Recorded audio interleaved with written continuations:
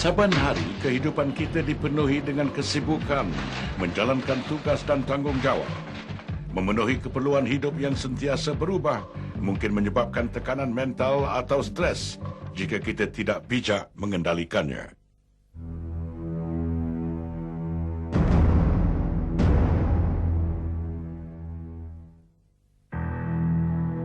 Kesibukan dan tugas-tugas yang berlebihan, daya tahan diri yang terhad, dan kekurangan sokongan keluarga, rakan, serta majikan boleh mendatangkan tekanan mental.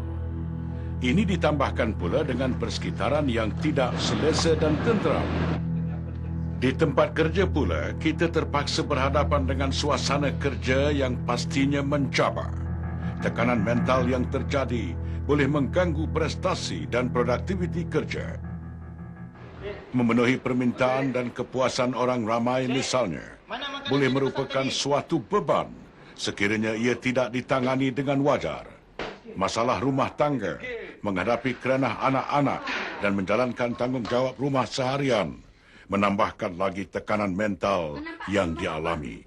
Pemahaman, tolak ansur dan kesabaran amatlah perlu dalam mengharungi suasana yang tertekan ini.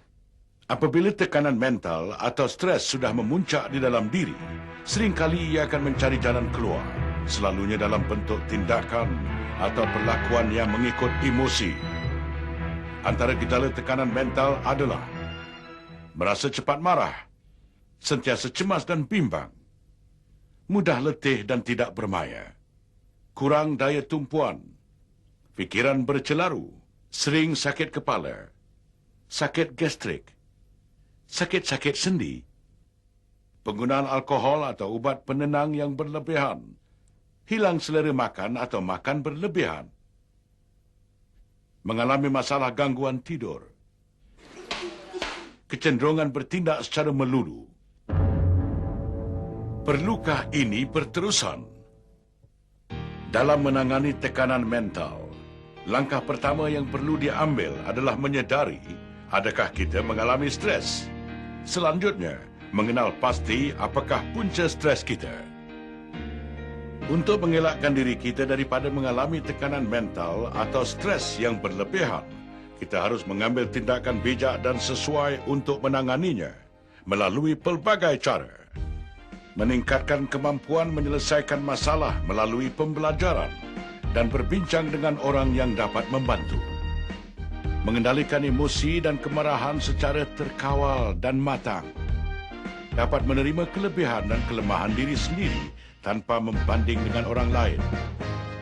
Merancang dan menggunakan masa secara bijak sesuai dengan keutamaan dan matlamat hidup yang realistik. Mengamalkan cara hidup sihat melalui penjagaan makanan, beriadah dan istirahat yang cukup. Melakukan senaman, relaksasi secara teratur dan berkesan sepanjang masa. Selalu berfikiran secara positif dan mau bertolak ansur. Mampu berkongsi masalah dengan orang lain.